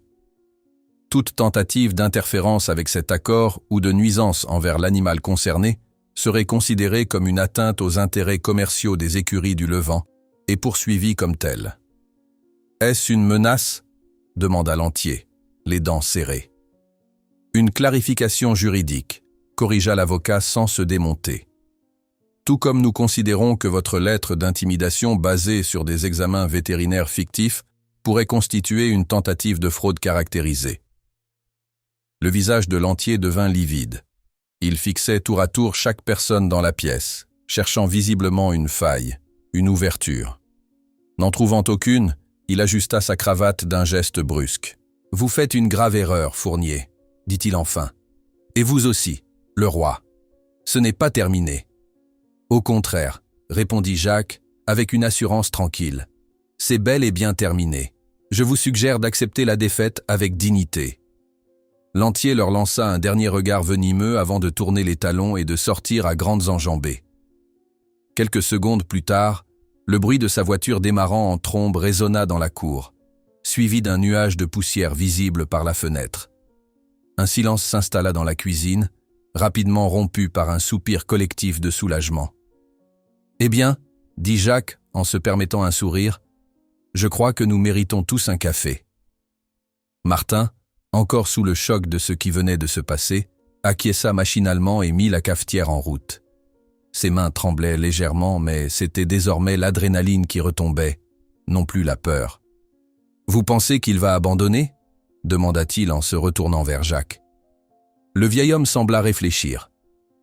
Lantier n'est pas du genre à accepter facilement la défaite, mais il est aussi calculateur. Maintenant qu'il sait que vous avez notre soutien, il évaluera les risques différemment. Et les écuries du Levant ont une influence considérable dans le milieu équestre, ajouta Claire. S'attaquer à un cheval sous notre protection nuirait à sa réputation. L'avocat rangea ses documents dans sa mallette. De plus, j'ai gardé une copie de sa lettre d'intimidation. S'il tente quoi que ce soit de répréhensible, nous aurons des preuves de ses intentions. Martin servit le café à ses invités, se sentant étrangement léger malgré les menaces voilées de Lantier. Pour la première fois depuis longtemps, il avait l'impression que les choses tournaient en sa faveur. « Je propose que nous allions voir Tonnerre », suggéra Jacques, après avoir bu une gorgée. « Après tout, c'est pour lui que nous sommes tous réunis aujourd'hui. » Ils sortirent dans la cour baignée de soleil et se dirigèrent vers l'enclos, où Tonnerre les observait, visiblement intrigué par cette agitation inhabituelle. L'étalon s'approcha immédiatement de la clôture quand il reconnut Martin, tendant son museau velouté vers lui. « Il est vraiment magnifique », murmura Jacques, admiratif. Sa structure, son port, cette intelligence dans le regard. Claire n'exagérait pas. Martin caressa l'encolure de Tonnerre avec tendresse. Louise disait toujours qu'il était spécial. « Votre épouse avait raison », confirma Jacques. « Il y a quelque chose de rare chez lui, au-delà de ses qualités physiques évidentes. » Claire s'approcha à son tour, examinant Tonnerre avec des yeux de professionnel. « J'aimerais faire quelques tests préliminaires dans les prochains jours, si vous êtes d'accord. Rien d'invasif, juste pour établir une base de référence pour notre programme. » « Bien sûr », acquiesça Martin. Il observa l'interaction entre Claire et Tonnerre, notant la douceur avec laquelle elle le manipulait et la confiance que l'animal semblait déjà lui accorder. Cela le confortait dans sa décision. Jacques s'éloigna un peu pour passer un appel téléphonique, tandis que l'avocat restait en retrait, peu familier avec les chevaux. Martin en profita pour s'approcher de Claire. « Merci », dit-il simplement. « Pour tout. » Elle lui sourit, une lueur chaleureuse dans ses yeux verts. « C'est à moi de vous remercier, Martin. Vous nous donnez accès à un étalon exceptionnel. Pas seulement pour ça, précisa-t-il, pour m'avoir aidé à voir une autre voie possible. Sans vous, j'aurais peut-être fini par céder à l'entier, par désespoir. » Claire posa délicatement sa main sur son bras. « Vous êtes plus fort que vous ne le pensez. Vous n'auriez jamais vendu Tonnerre, même sans notre intervention. Je l'ai compris dès notre première rencontre. » Cette confiance en lui, venant d'une personne qui le connaissait à peine, toucha Martin plus qu'il ne l'aurait imaginé. Il sentit une chaleur inhabituelle se répandre dans sa poitrine, un sentiment qu'il n'avait pas éprouvé depuis la mort de Louise. Jacques revint vers eux, remettant son téléphone dans sa poche. « J'ai une bonne nouvelle. J'ai parlé avec le directeur des écuries. Il est tellement impressionné par les photos de Tonnerre que j'ai envoyé qu'il veut accélérer les choses. Nous pourrions commencer les prélèvements dès la semaine prochaine, si tout est prêt. » « Si tôt ?»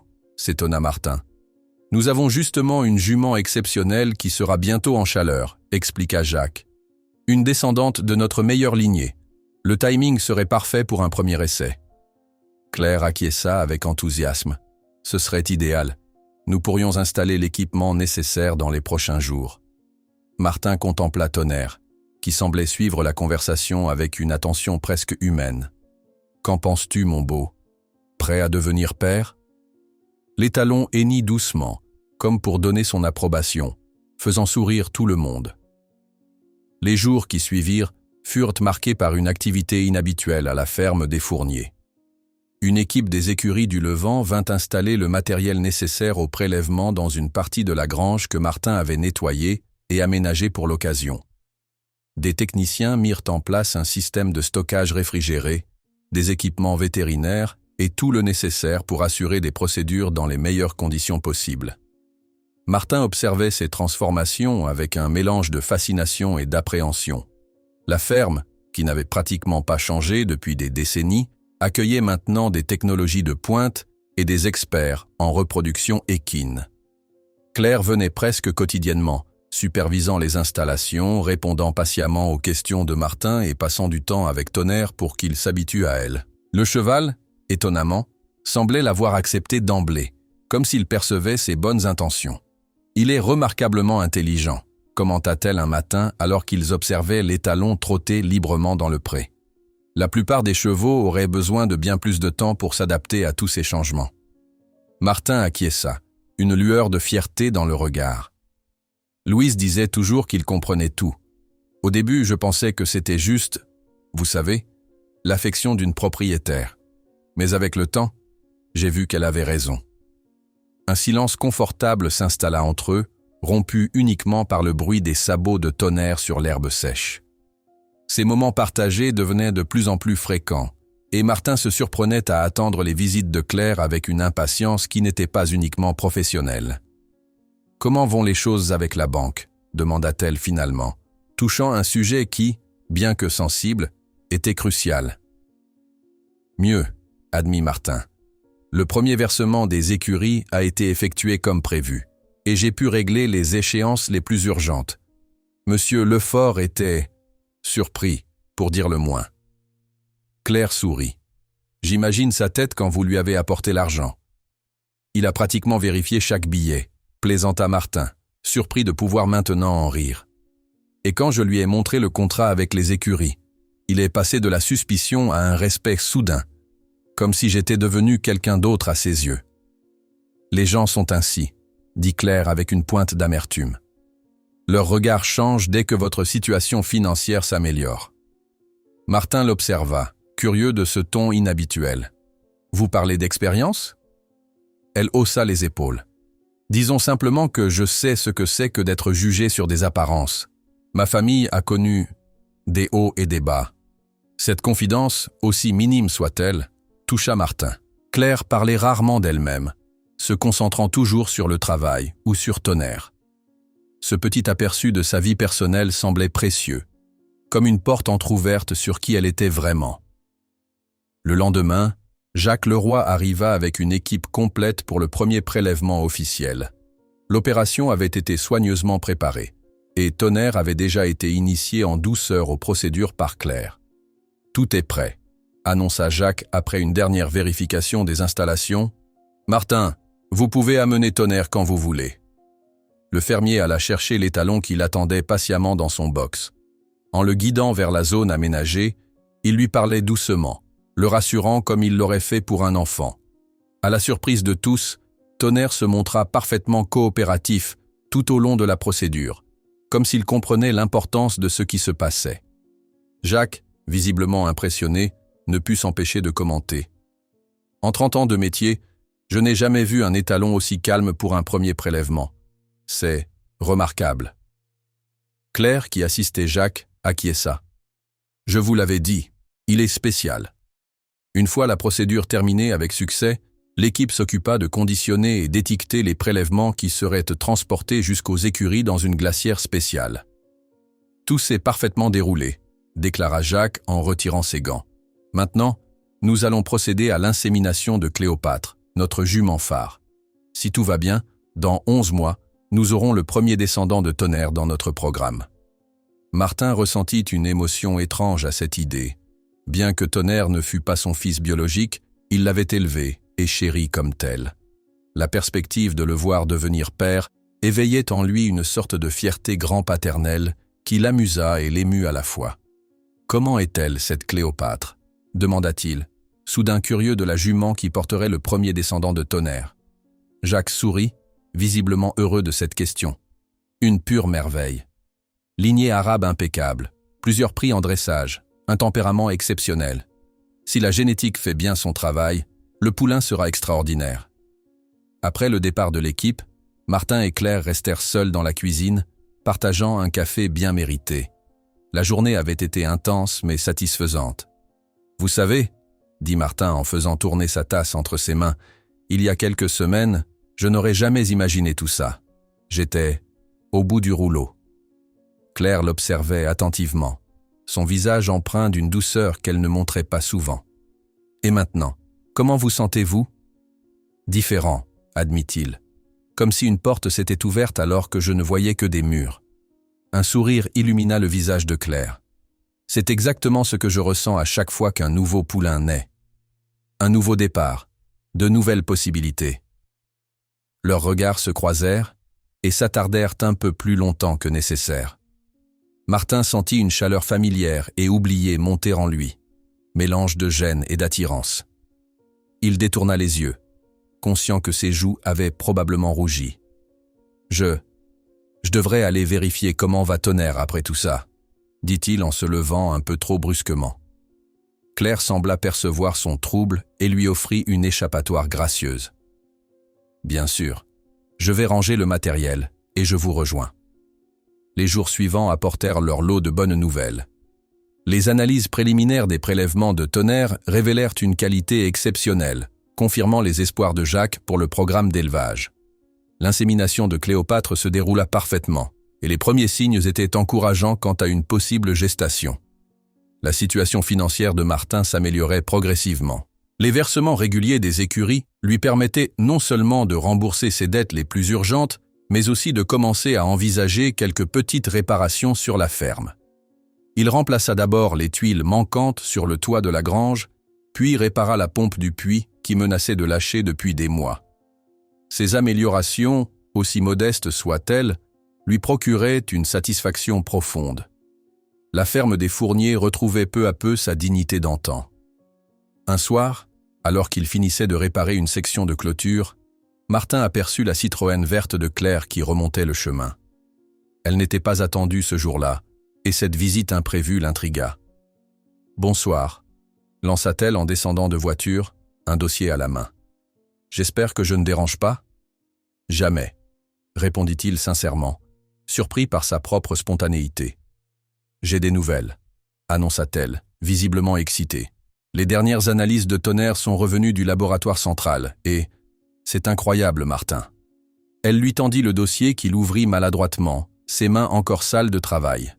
Les pages contenaient des tableaux, des graphiques et beaucoup de termes scientifiques qu'il ne comprenait pas entièrement. « En termes simples ?» demanda-t-il avec un sourire confus. « Tonnerre possède des marqueurs génétiques extrêmement rares, expliqua-t-elle.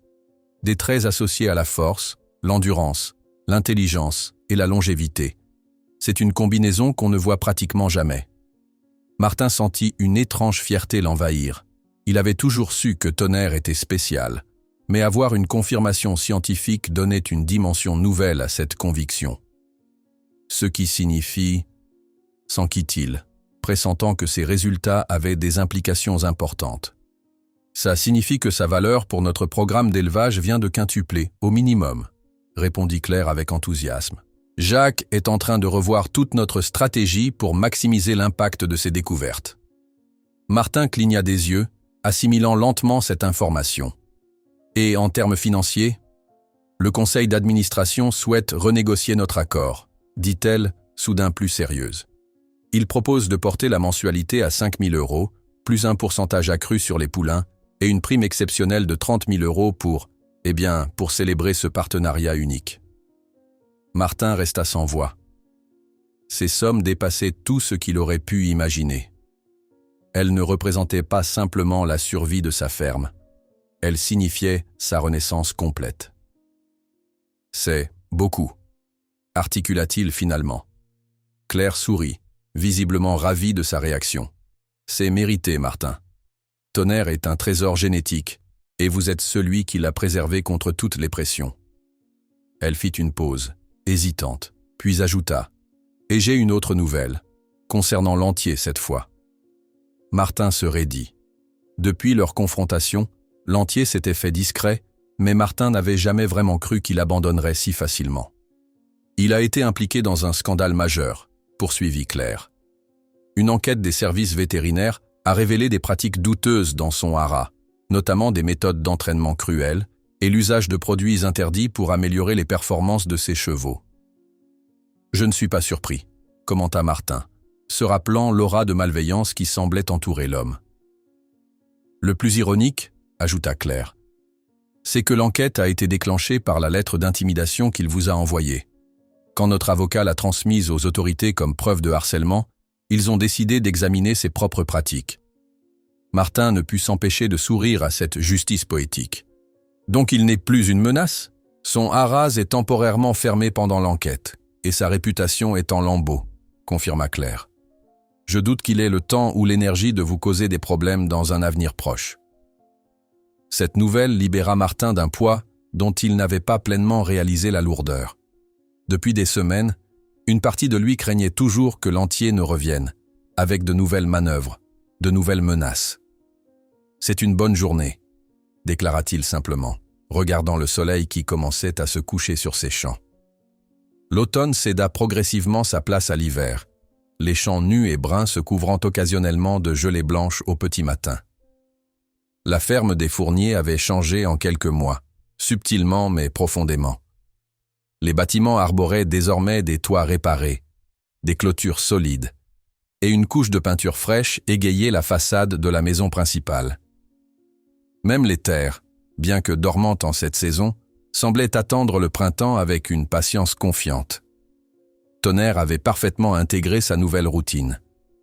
2 fois par mois, l'équipe des écuries venait effectuer des prélèvements, et l'étalon se montrait toujours aussi coopératif, comme s'il comprenait l'importance de son rôle. Entre ses visites professionnelles, Claire continuait de passer régulièrement, officiellement pour surveiller la santé de Tonnerre, mais ces visites s'étaient peu à peu transformées en moments que Martin attendait avec une impatience qu'il ne cherchait plus à dissimuler. Ce matin-là, assis dans sa cuisine récemment rénovée, Martin parcourait le courrier lorsqu'une enveloppe à en-tête des écuries du Levant attira son attention. Il l'ouvrit avec curiosité et en sortit une invitation élégante. « Les écuries du Levant ont l'honneur de vous convier à la soirée annuelle de présentation de notre programme d'élevage le samedi 14 décembre à 19 h. Un hommage spécial sera rendu à Tonnerre, nouvelle étoile de notre programme, et à son propriétaire, Martin Fournier. » Il relut l'invitation plusieurs fois, un mélange de fierté et d'appréhension montant en lui. Une soirée élégante remplie de professionnels du milieu équestre, il se sentait déjà déplacé. Le téléphone sonna, interrompant ses réflexions. C'était Claire. « Bonjour Martin, vous avez reçu l'invitation ?»« À l'instant, » confirma-t-il. « C'est très gentil, mais je ne suis pas sûr que ce soit pour moi, ce genre d'événement. »« Qu'est-ce que vous racontez ?» protesta-t-elle. « Vous êtes le propriétaire de l'étalon dont tout le monde parle. Votre place est là-bas, au centre de l'attention. » Martin soupira. « Claire, je suis un fermier. Je n'ai même pas de costume convenable. » Un silence bref. Puis, « Je passe vous prendre dans 1 heure. On va régler ça. » Avant qu'il puisse protester, elle avait raccroché. Martin resta quelques instants immobile, le combiné à la main, mi-amusé, mi-résigné par ce qui venait de se passer. Claire avait cette façon de décider pour deux qui aurait pu être agaçante, mais qu'il trouvait étrangement réconfortante. 1 heure plus tard, exactement, la Citroën verte se garait dans la cour. Claire en descendit, vêtue d'un jean et d'une veste en cuir élégante, ses cheveux châtains détachés tombant en vagues douces sur ses épaules, une vision qui fit momentanément perdre ses mots à Martin. « Prêt pour notre mission shopping ?» lança-t-elle avec un sourire espiègle. « Je déteste faire les magasins », grommela-t-il, cachant mal son plaisir de la voir ainsi. « Tous les hommes disent ça », répliqua-t-elle en haussant les épaules. Puis il découvre qu'avec la bonne personne, ça peut être supportable. La ville voisine, plus grande que le village de Martin, offrait quelques boutiques de vêtements de qualité. Claire le guida avec assurance vers un tailleur qu'elle semblait connaître. « Monsieur Renaud » salua-t-elle le propriétaire, un homme d'une 60aine d'années au regard vif et aux gestes précis. « Voici mon ami dont je vous ai parlé ce matin. Il a besoin d'un costume pour une soirée importante. »« Enchanté, monsieur » dit le tailleur en serrant la main de Martin. « Claire m'a expliqué la situation. Nous allons vous trouver quelque chose de parfait. » L'heure suivante se déroula dans un tourbillon d'essayages, d'ajustements et de conseils. Martin, initialement mal à l'aise, se détendit progressivement sous les encouragements de Claire et les remarques professionnelles du tailleur. Finalement, ils arrêtèrent leur choix sur un costume bleu nuit qui, à la surprise de Martin, lui allait remarquablement bien, mettant en valeur sa silhouette élancée et la largeur de ses épaules forgées par le travail physique. « Je le savais », murmura Claire en l'observant dans le miroir. « Vous êtes très élégant, Martin. » Leurs regards se croisèrent dans le reflet, et quelque chose passa entre eux, une reconnaissance mutuelle de l'attirance qui se développait depuis des semaines. Martin sentit sa gorge se serrer, incapable de détacher ses yeux des siens. Monsieur Renaud s'éclipsa discrètement pour chercher des chemises complémentaires, les laissant dans ce moment suspendus. « Claire, » commença Martin, sa voix plus grave que d'habitude. « Je voulais vous remercier, pour tout, pas seulement pour aujourd'hui. » Elle s'approcha, ajustant délicatement le col de sa veste. « Vous n'avez pas à me remercier. Ce que nous avons construit avec les écuries et Tonnerre, c'est un partenariat équitable. Vous nous apportez autant que nous vous apportons. » « Ce n'est pas de ça que je parle, » dit-il doucement. Claire leva les yeux vers lui, ses doigts s'attardant sur le revers de la veste. « Je sais. » Ils restèrent ainsi, proches l'un de l'autre, jusqu'au retour du tailleur qui déploya une sélection de chemises et de cravates. La magie du moment s'estompa, mais quelque chose avait changé entre eux, une frontière invisible franchie. Une fois les achats terminés, Claire suggéra de prendre un café en ville avant de rentrer. Assis à la terrasse d'un petit bistrot, ils parlèrent de tout et de rien, évitant délibérément de nommer ce qui se développait entre eux. « J'ai eu des nouvelles de Jacques ce matin », dit Claire en remuant son cappuccino. « L'échographie confirme que Cléopâtre est bien gestante. Nous aurons notre premier poulain de Tonnerre au printemps. » Martin sourit, touché par cette nouvelle. « Un vrai miracle. Je me demande à quoi il ressemblera. »« Probablement magnifique, » répondit-elle. « Avec les gènes de Tonnerre et ceux de Cléopâtre, il a toutes les chances d'être exceptionnel. Jacques dit que si le résultat est aussi bon qu'espéré, nous pourrions rapidement avoir une longue liste d'attente de propriétaires souhaitant croiser leurs juments avec Tonnerre. Ça changerait beaucoup de choses, médita Martin. En effet, acquiesça Claire, y compris pour vous. Financièrement, bien sûr, mais aussi en termes de notoriété. Le propriétaire d'un étalon aussi demandé devient une personne importante dans le milieu équestre. Martin eut un petit rire embarrassé. Je ne suis pas sûr d'être fait pour ça, la notoriété. Claire l'observa avec une tendresse qui le troubla. Vous vous sous-estimez, Martin. Vous avez une intégrité et une authenticité rares dans ce milieu parfois superficiel. Les gens le sentent et ils vous respectent pour ça. Il détourna le regard, touché par ce compliment sincère. Il est toujours étrange de penser que tout ceci est arrivé parce que j'ai refusé de vendre Tonnerre. Parfois, les meilleures décisions sont celles qui semblent les plus déraisonnables sur le moment, philosopha Claire. Tenir bon face à l'entier était courageux. Beaucoup auraient cédé. Je n'étais pas courageux, admit Martin.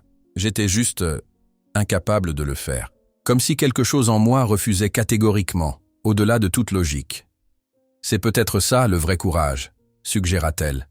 Écoutez cette voix intérieure, même quand tout le monde vous dit que vous avez tort. Le retour à la ferme se fit dans un silence confortable. Lorsque Claire se gara dans la cour, le soleil commençait à décliner, projetant des ombres allongées sur les bâtiments. « Voulez-vous entrer un moment ?» proposa Martin. « Je pourrais préparer un thé ou… » « J'aimerais beaucoup », accepta-t-elle avec un sourire qui réchauffa son cœur. À peine entrés, ils entendirent un hennissement puissant venant de l'enclos. Tonnerre, qui les avait visiblement vus arriver, semblait les appeler. « Il veut nous dire bonjour », rit Claire. « On devrait y aller. » Ils se dirigèrent vers l'enclos où l'étalon les attendait, majestueux dans la lumière dorée du couchant. Martin fut frappé, comme souvent, par la beauté presque surnaturelle de l'animal. Sa robe noire luisait comme du satin, et ses yeux intelligents semblaient refléter une sagesse ancienne. Claire s'approcha de la clôture, tendant la main vers Tonnerre qui vint immédiatement frotter son museau contre sa paume. « Il a l'air en pleine forme », remarqua-t-elle. « Vous prenez tellement bien soin de lui. »« C'est facile avec lui », répondit Martin, caressant l'encolure puissante du cheval. Il sait ce dont il a besoin et comment le demander. Ils restèrent ainsi un moment, dans la paix du soir, à caresser Tonnerre qui semblait apprécier cette double attention. Martin observait Claire du coin de l'œil, admirant la douceur de ses gestes avec l'animal, la délicatesse de ses mains, la courbe de son profil dans la lumière déclinante. « Claire, » dit-il enfin, cédant à une impulsion qu'il retenait depuis trop longtemps. « Est-ce que vous voudriez m'accompagner à cette soirée? Pas en tant que collègue ou représentante des écuries, mais comme ma cavalière. » Elle se tourna vers lui, surprise, ses yeux verts s'élargissant légèrement avant qu'un sourire ne se dessine sur ses lèvres. « J'espérais que vous me le demanderiez. » Martin sentit un poids s'envoler de sa poitrine, remplacé par une joie simple et profonde. Tonnerre choisit ce moment pour hennir doucement, comme pour approuver cet échange. « Je crois qu'il nous donne sa bénédiction », plaisanta Claire, ses yeux pétillants d'amusement. Martin rit, se sentant soudain plus léger qu'il ne l'avait été depuis des années. Il faut dire qu'il s'y connaît en accouplement réussi maintenant. Claire éclata de rire à cette boutade inattendue, et Martin se joignit à elle, savourant la simplicité de ce moment de bonheur partagé.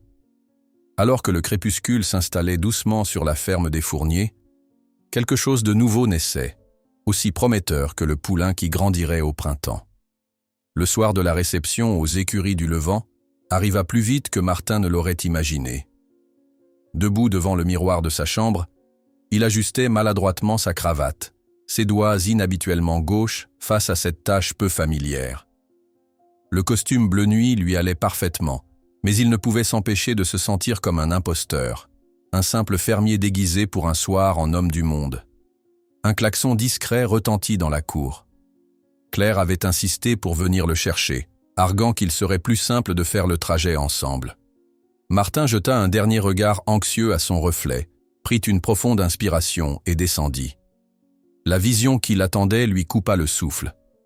Claire se tenait près de sa voiture, vêtue d'une longue robe émeraude qui épousait parfaitement sa silhouette élancée.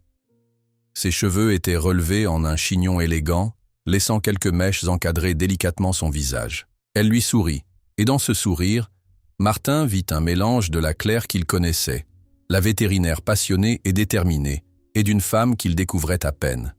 « Vous êtes magnifique », articula-t-il, retrouvant enfin sa voix.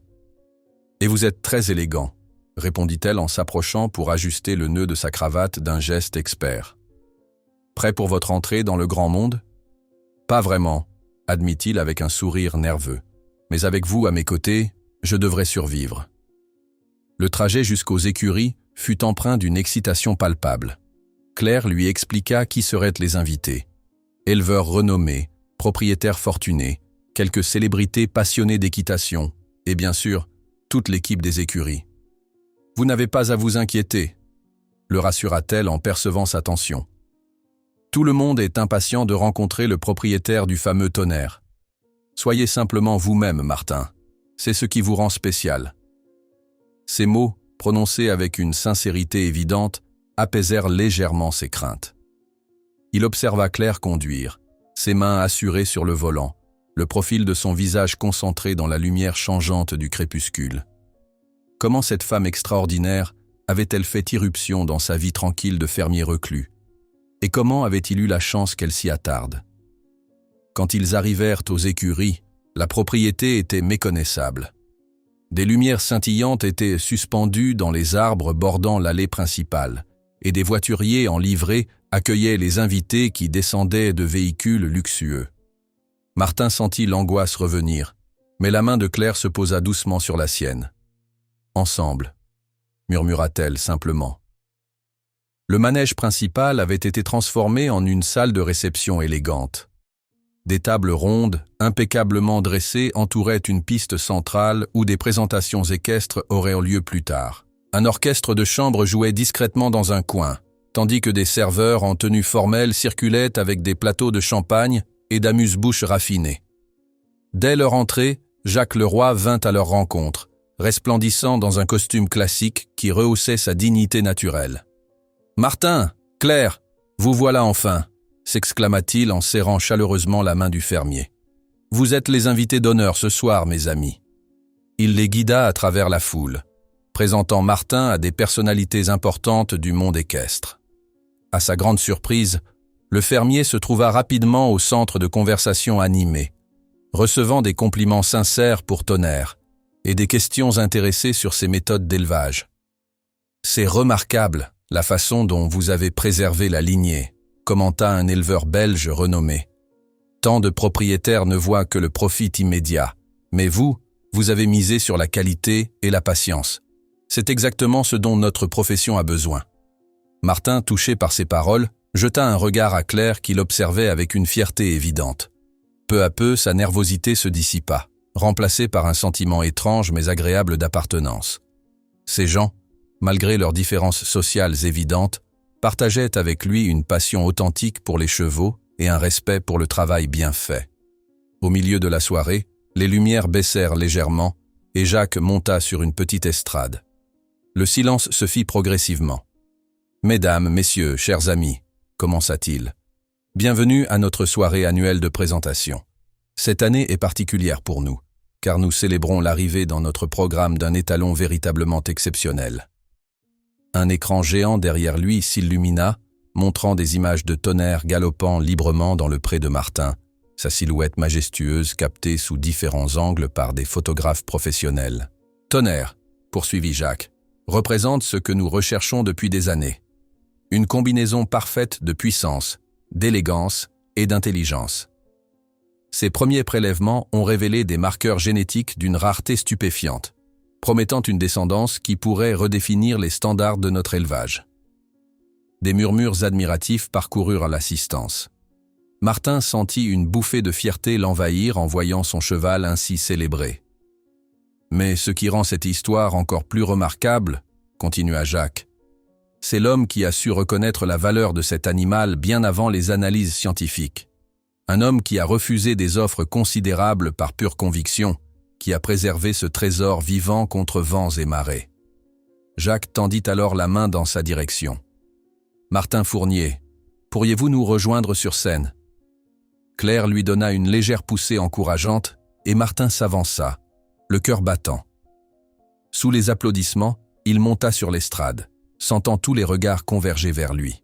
« Martin, » dit Jacques en lui serrant la main, « au nom des écuries du Levant, nous souhaitons vous remettre ce témoignage de notre gratitude et de notre respect. » Il lui tendit un cadre élégant contenant un document orné du sceau des écuries.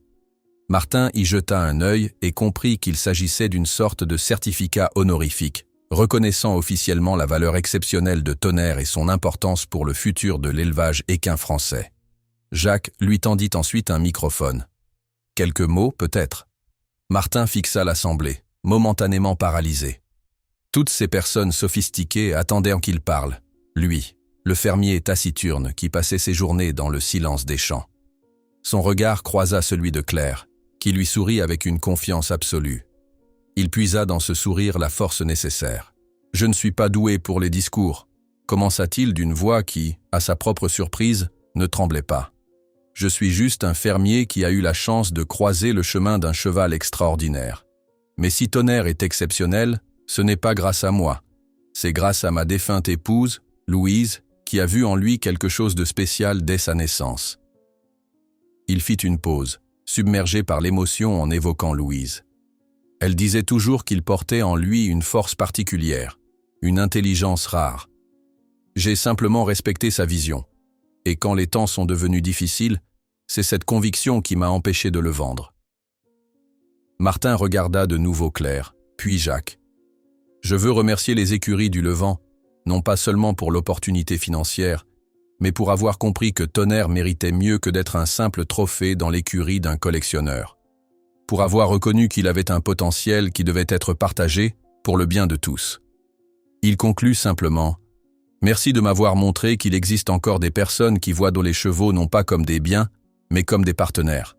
C'est un honneur de travailler avec vous. » Les applaudissements qui suivirent furent chaleureux et sincères.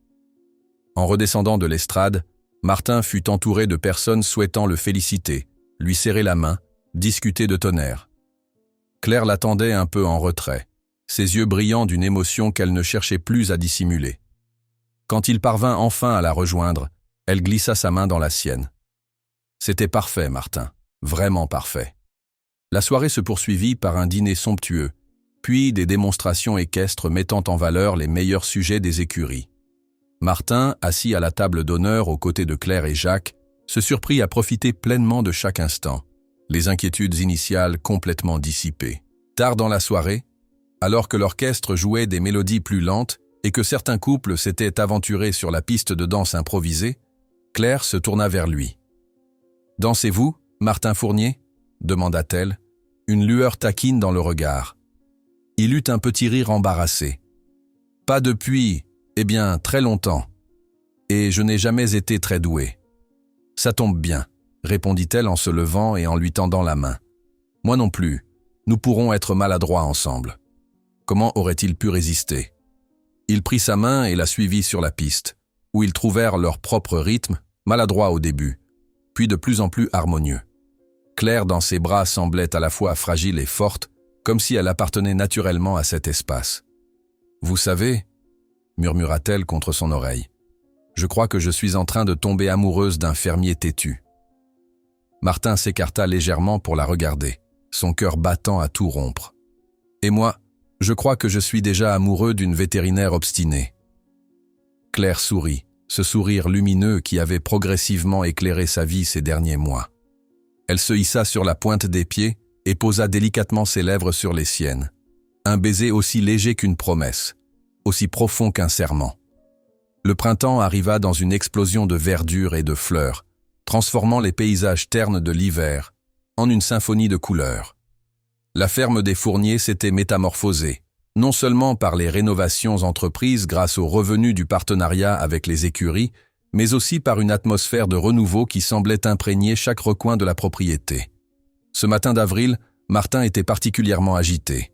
Debout depuis l'aube, il alternait entre vérifier son téléphone et scruter la route menant à la ferme. La veille au soir, Claire l'avait appelé avec des nouvelles tant attendues. Cléopâtre était entrée en travail, et le premier descendant de Tonnerre était sur le point de naître. Je t'appellerai dès que ce sera fait, avait-elle promis, sa voix trahissant son propre mélange d'excitation professionnelle et d'émotion personnelle. La relation entre eux s'était épanouie naturellement depuis la soirée aux écuries, évoluant d'une collaboration professionnelle à une complicité amoureuse qui avait surpris tout le monde, à commencer par eux-mêmes. Claire passait désormais la plupart de ses week-ends à la ferme, apportant avec elle une énergie et une joie qui avaient progressivement dissipé les ombres du passé. Le téléphone de Martin vibra enfin, le faisant sursauter. L'image de Claire apparut sur l'écran, son visage rayonnant au milieu de ce qui semblait être un box des écuries. « Martin, c'est un garçon !» s'exclama-t-elle, déplaçant légèrement son téléphone pour montrer un minuscule poulain noir aux longues jambes, blotti contre sa mère.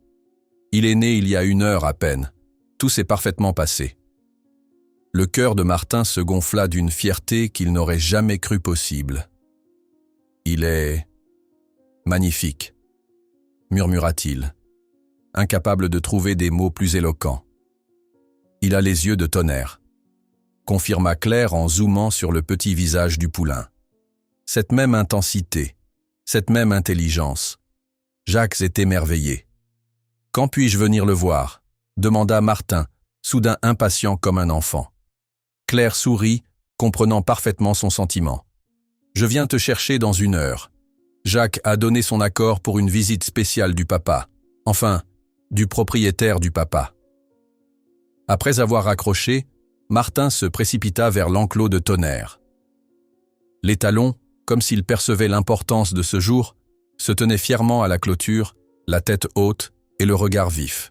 « Tu es père, mon beau », lui annonça Martin en caressant son encolure puissante. « Un fils qui te ressemble, apparemment. » Tonnerre hennit doucement, secouant sa crinière lustrée comme s'il comprenait parfaitement ce que cela signifiait.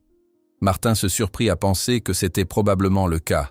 Cet animal avait toujours semblé posséder une compréhension dépassant celle de ses congénères. Fidèle à sa parole, Claire arriva 1 heure plus tard. À peine eut-elle garé sa voiture que Martin sortait déjà de la maison, prêt à partir. « Quelqu'un est impatient », taquina-t-elle en l'accueillant d'un baiser. « Comme si tu ne l'étais pas aussi », répliqua-t-il en montant à ses côtés. Le trajet jusqu'aux écuries sembla interminable, malgré leur conversation animée sur le poulain, ses caractéristiques déjà visibles, et les espoirs que tous plaçaient en lui. Claire expliqua que plusieurs tests seraient effectués dans les semaines à venir pour vérifier s'il avait hérité des précieux marqueurs génétiques de son père. Quand ils arrivèrent enfin, Jacques les attendait à l'entrée, l'air aussi excité qu'un grand-père accueillant sa famille pour présenter un nouveau-né. « Venez voir ce petit miracle », dit-il en les guidant vers les écuries. Il est encore plus impressionnant maintenant qu'il s'est levé. Dans le box spacieux et confortable, Cléopâtre, une magnifique jument baie à la ligne élégante, se tenait protectrice à côté de son poulain. Le petit, bien qu'encore chancelant sur ses longues jambes, se déplaçait déjà avec une assurance étonnante pour son âge, sa robe d'un noir profond rappelant étrangement celle de Tonnerre. « Il est incroyable », murmura Martin, ému au-delà des mots. « N'est-ce pas ?» confirma Jacques avec fierté. Les premiers relevés sont extrêmement prometteurs. Il semble avoir hérité de la plupart des marqueurs exceptionnels de Tonnerre, tout en bénéficiant des lignées maternelles de Cléopâtre. Claire s'approcha doucement du box et, avec l'accord silencieux de la jument, tendit une main vers le poulain qui s'avança curieusement, reniflant ses doigts avec intérêt. « Comment allez-vous l'appeler » demanda Martin, observant cette scène touchante. « Nous pensions à héritage », répondit Jacques.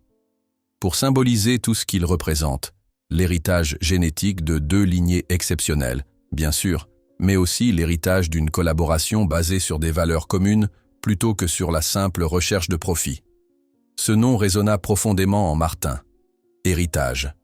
Un mot qui englobait tant de choses, la transmission de Tonnerre par Louise, le legs d'une ferme familiale qu'il avait failli perdre, et maintenant, ce nouveau chapitre qui s'ouvrait avec la naissance de ce poulain et l'amour naissant entre lui et Claire. Ils passèrent plusieurs heures aux écuries, observant le comportement du poulain, discutant de son avenir et célébrant ce succès qui marquait une étape importante dans leur partenariat. Lorsqu'ils reprirent finalement la route vers la ferme, Une douce sensation de plénitude les enveloppait. Un jour pour l'histoire, commenta Claire en conduisant à travers la campagne verdoyante. Le premier d'une longue série, j'espère, ajouta Martin, son regard s'attardant sur le paysage familier qui défilait par la fenêtre. Claire lui jeta un coup d'œil rapide, un sourire jouant sur ses lèvres. « J'ai une surprise pour toi. »« Encore une ?» s'étonna Martin. La journée a déjà été bien remplie en émotions. « Celle-ci est spéciale, » dit-elle mystérieusement. « Tu verras quand nous arriverons. » Intrigué, Martin n'insista pas, sachant que Claire pouvait être aussi têtue que lui quand elle le décidait, une qualité qu'il avait appris à apprécier, même si elle le frustrait parfois. À leur retour à la ferme, Claire lui demanda de fermer les yeux avant de sortir de la voiture. Il obéit, amusé par ce jeu. « Ne triche pas », l'avertit-elle en le guidant par le bras. Il sentit qu'ils se dirigeaient vers la grange, entendant le gravier craquer sous leurs pas, puis le changement de sonorité lorsqu'ils entrèrent dans le bâtiment. L'odeur familière du foin et du bois se mêlait à quelque chose de nouveau, un parfum floral subtil. « Tu peux regarder », dit finalement Claire. Martin ouvrit les yeux et resta sans voix. La partie de la grange qui servait occasionnellement de salle de réunion lors des visites de l'équipe des écuries avait été complètement transformée. Des guirlandes lumineuses suspendues aux poutres créaient une atmosphère chaleureuse et intime. Au centre, une petite table était dressée pour deux, avec une nappe blanche, des bougies et un bouquet de fleurs sauvages. Dans un coin, une petite glacière contenait visiblement un dîner soigneusement préparé. « Claire », souffla-t-il, touché au-delà des mots. « Joyeux anniversaire de notre rencontre », dit-elle simplement. « Ça fait exactement 1 an aujourd'hui que je suis venu pour la première fois, prétendant m'intéresser à ton cheval alors que je voulais surtout t'aider à le garder. » Martin la regarda stupéfait. Dans le tourbillon des événements récents, il n'avait pas réalisé que cette date anniversaire approchait. « Comment as-tu… » ?»« J'ai eu de l'aide, » avoua-t-elle en désignant la porte. Jeanne apparut alors, un sourire complice aux lèvres. « Surprise réussie, on dirait. »« Tu étais dans le coup ?» s'exclama Martin, comprenant soudain pourquoi sa vieille amie avait été particulièrement insistante pour qu'il aille aux écuries voir le poulain, alors qu'elle aurait normalement suggéré d'attendre 1 jour ou 2. « Bien sûr, » confirma Jeanne. « Claire m'a appelé il y a 1 semaine pour organiser tout ça. J'ai simplement gardé un œil sur la grange pendant que vous étiez partis. »« Merci, Jeanne, » dit Martin, sincèrement ému par cette complicité entre les 2 femmes les plus importantes de sa vie actuelle. « Je vais vous laisser maintenant, » annonça Jeanne en se dirigeant vers la sortie. « Profitez bien de votre soirée. » Seul dans la grange illuminée, Martin attira Claire contre lui. « C'est parfait, » murmura-t-il. « Merci. »« Ce n'est pas fini, » répondit-elle doucement. « J'ai quelque chose à te demander. » Elle s'écarta légèrement, plongeant son regard dans le sien avec une intensité nouvelle qui fit battre son cœur plus fort. Martin Fournier, cet homme têtu qui a refusé de vendre son cheval contre toute logique, qui m'a fait découvrir la valeur de tenir à ses convictions envers et contre tout, qui m'a appris à voir au-delà des apparences. Elle prit une profonde inspiration. « Accepterais-tu que je vienne vivre ici avec toi et Tonnerre pour construire notre propre héritage ensemble ?» Le monde sembla s'arrêter un instant. Cette question, formulée avec tant d'amour et de sincérité, représentait bien plus qu'un simple emménagement. C'était une promesse d'avenir, un engagement à construire quelque chose de durable ensemble. « Oui », répondit-il simplement, sa voix trahissant l'émotion qui l'étreignait. « Rien ne me rendrait plus heureux. » Claire sourit, des larmes de joie brillant dans ses yeux. « J'avais tellement peur que tu trouves ça précipité ou… » « Claire, » l'interrompit-il doucement, « quand on sait, on sait. Et je sais que c'est avec toi que je veux continuer ce chemin. » Il l'embrassa alors, un baiser empreint de promesses et d'espoir, un baiser qui scellait non seulement leur amour, mais aussi le début d'un nouveau chapitre pour la ferme des Fourniers. Plus tard ce soir-là, après un dîner partagé dans la douce lumière des bougies et des guirlandes, ils sortirent main dans la main pour une promenade sous le ciel étoilé. Leurs pas les menèrent naturellement vers l'enclos de Tonnerre, qui les accueillit avec un hennissement amical. « Tu sais, » dit Martin en caressant le museau velouté de l'étalon, Parfois, je me demande si Louise n'avait pas tout prévu. Claire l'observa, intriguée. « Que veux-tu dire ?» Elle insistait tellement sur le fait que Tonnerre était spécial, qu'il avait un destin particulier, comme si elle savait qu'il nous mènerait ici. Il fit un geste englobant la ferme revitalisée, Tonnerre, et Claire à ses côtés. Elle sourit, comprenant ce qu'il voulait dire. Peut-être le savait-elle. Certaines personnes ont cette intuition, cette capacité à voir au-delà du présent. Tonnerre, comme pour approuver ses paroles, frotta doucement sa tête contre leurs mains jointes. Dans la pénombre étoilée, avec l'étalon noir dont le regard semblait refléter une sagesse millénaire, et la femme qu'il aimait à ses côtés, Martin sentit une paix profonde l'envahir. L'héritage de Louise continuait à travers Tonnerre, et au-delà, dans les poulains à naître, dans l'amour retrouvé, dans cette ferme sauvée de la ruine. Un héritage de patience, de confiance et de cette conviction inébranlable que certaines choses dans la vie sont trop précieuses pour être vendues, peu importe le prix offert.